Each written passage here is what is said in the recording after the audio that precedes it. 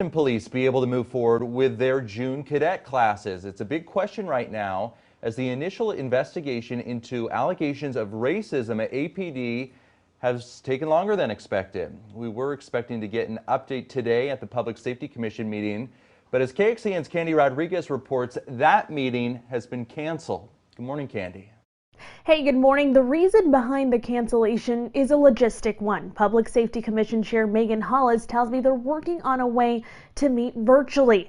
As far as the independent investigation into the police department, City Manager Spencer Cronk launched it last fall after a complaint of racist post by a former assistant police chief who abruptly resigned. That investigation was supposed to be complete in February.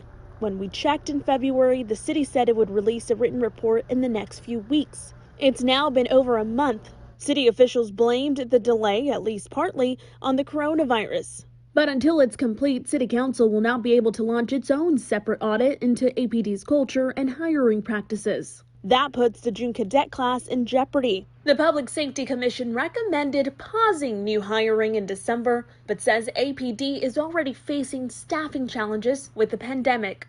That's a big concern of mine. I think we have to balance the need for having officers on the ground, officers in place, and officers coming up. But if they're understaffed, and I mean, God forbid, we've watched it happen with some of our other public safety agencies where they are losing their people right now because they're getting infected and ending up in hospitals and in some cases dying. I mean, we've seen that in some of the other major cities, and that's a concern. Another good point Hollis brought up is, will we even be able to hold cadet classes like we always have? With coronavirus, the question is, how will we train our future police officers if this continues to be a threat? Back to you.